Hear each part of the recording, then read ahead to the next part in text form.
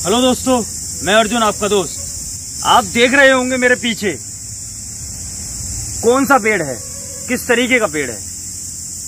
दोस्तों, यह है विलायती बबूल। यह हमारे देश में नहीं पाया जाता था, यह एक विदेशी पेड़ है, इसीलिए इसका नाम भी विलायती बबूल है। कीकर कहते हैं दोस्तों। लेकिन इसकी पैदावार कैसे होती है और किस तरीके से यह हमारे देश में आया। जब अरावली पर्वत पर पूरे एरिया को शुष्क प्रदेश और संपूर्ण अरावली क्षेत्र से पेड़ पौधों की संख्या कम होती जा रही थी, तो वहां सरकार ने एक विचार किया कि कुछ ऐसे पेड़ लगाए जाएं जहां पानी की कमी की वजह से वहां पे उन पेड़ों का कोई प्रभाव न पड़े और वो पेड़ दिन दुगने रात चौगुने होकर बढ़ें और वहां के पानी को ज्यादा न सूखें। लेकिन इसका परिणाम क्या हुआ दोस्तों? इसके विपरीत परिणाम हुए। जब जवाहरलाल नेहरू प्रधानमंत्री हुआ करते थे, तब उस वक्त हेलीकॉप्टर से और इसके बीजों का बिखराव किया गया अरावली पर्वत। राजस्थान, हरियाणा, उत्तर प्रदेश का भी कुछ क्षेत्र है और दिल्ली का भी कुछ क्षेत्र है दोस्तों। वहां इस पेड़ के बीजों का बिखराव किया गया, वहां इसकी पैदावार कराई गई सरकार के द्वारा। लेकिन हुआ क्या, उसने अरावली क्षेत्र को सुखा के फेंक दिया दोस्तों। अंडरग्राउंड वाटर इतना ज्यादा नीचे पहुंचा दिया इस पेड़ ने, क्योंकि इस पेड़ की खासियत ही यही है। इस पेड़ को दलदली क्षेत्र में लगाया जाता है, जहां से ये इसकी जड़ें बहुत नीचे जमीन तक पहुंचकर संपूर्ण पानी को सोख लेती हैं। और ये पेड़ एक ऐसा पेड़ है जो अगर आप किसी सामान्यतः किसी कृषि योग्य भूमि में भी लगा रहे हैं तो उस भूमि को बंजर कर देता है। आप देख रहे होंगे ये 3 से 4 किलोमीटर का क्षेत्र है जहां आप किसी दूसरे पेड़ को नहीं पाएंगे, सिर्फ और सिर्फ विलायती बबूल, जिसे कीकर कहते हैं, वही पाएंगे दोस्तों। जहां आप देखेंगे सिर्फ और सिर्फ विलायती बबूल ही विलायती बबूल है। इसके बीजों का बिखराव तो अरावली क्षेत्र में कराया गया था, लेकिन अब ये संपूर्ण भारतवर्ष में पाया जाता है दोस्तों। और इस पेड़ ने हमारी देसी बबूल को भी गायब कर दिया है, उसे भी नष्ट कर दिया है, उसका अस्तित्व खत्म कर दिया है दोस्तों। जबकि देसी बबूल कितनी फायदेमंद हुआ करती थी, दांतों को साफ करने में, रोगों को दूर करने में, गोंद के रूप में, लकड़ी के रूप में, न जाने किस किस तरीके से उसको यूज किया जाता था। एक औषधि थी हमारी देसी बबूल दोस्तों। लेकिन ये सिर्फ लकड़ी देता है, लेकिन पृथ्वी पर क्या प्रभाव डालता है, क्या विपरीत प्रभाव डालता है, इस बात की ओर कोई भी ध्यान नहीं देता दोस्तों। वन विभाग भी पेड़ों को लगाने की, उनको रोपण करने की औपचारिकता के रूप में इस पेड़ को ही रोप देते हैं सड़क के किनारे, बंजर भूमि में। और कहीं कहीं तो ऐसी जो कि अच्छी जगह हैं, उपजाऊ जगह हैं, कृषि योग्य जगह हैं, वहां भी उन्होंने इसके बीजों का बिखराव किया, जिससे वो आसपास की सारी जमीनें बंजर भूमि में तब्दील हो गई दोस्तों। मेरा हमारी सरकार से और वन विभाग से और हमारे किसान भाइयों से अनुरोध है कि अपने खेत के आसपास इस पेड़ को न लगाएं। काफी ऑप्शन है दोस्तों।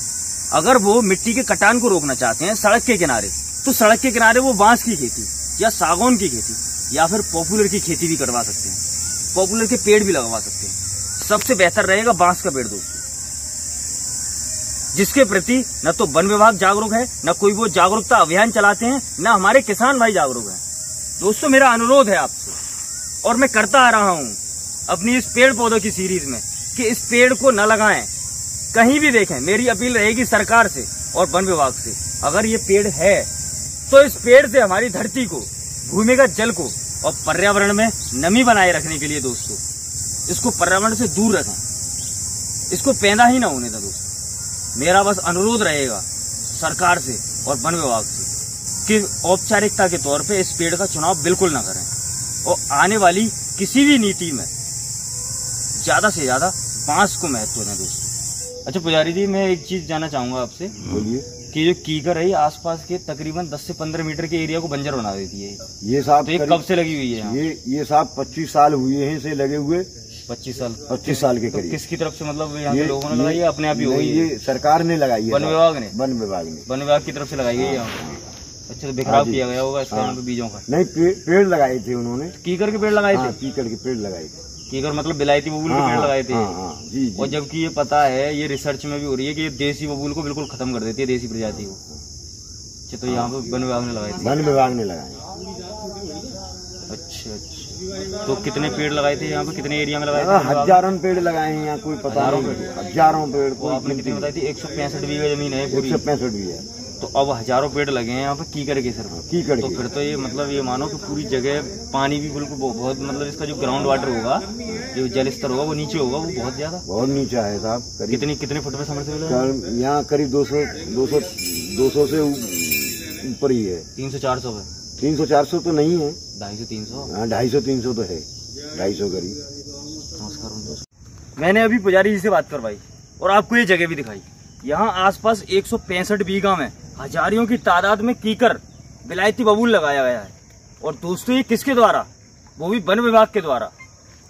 वन विभाग मतलब सरकारी कर्मचारियों के द्वारा, सरकार के द्वारा। क्या सरकार हमारी इतनी जागरूक नहीं? क्या उसे पता नहीं कि विलायती बबूल आसपास के एरिया को सुखा के फेंक देती है, बंजर बना देती है, किसी भी पौधे को नहीं होने देती। और सबसे ज्यादा अहम बात ये कि वो ग्राउंड वाटर, भूमिगत जल को बिल्कुल ही सुखा देती है, उसका जल स्तर बहुत ही नीचे तक पहुंचा देती है। दोस्तों तो क्या फायदे हैं इसके? तो क्या जिम्मेदारी क्या है वन विभाग की? तो क्या वो अपनी जिम्मेदारी को सिर्फ टालना चाहते हैं? उनकी कोई जिम्मेदारी नहीं वन विभाग की कि किस तरीके से हम अपने वन क्षेत्र को, हम अपने ऐसे क्षेत्र जो कि एक संरक्षित क्षेत्र माना जाता है, उस क्षेत्र को हरा भरा बनाएं ताकि वो क्षेत्र एक मिसाल बने। वहां ऐसे पेड़ लगाएं जो भूमिगत जल, भूमि में नमी, पर्यावरण को साफ और पर्यावरण को हरा भरा बनाए, ऑक्सीजन की मात्रा बहुत ज्यादा निकाल के दे हमें। ऐसी जगह बनाएं उसे।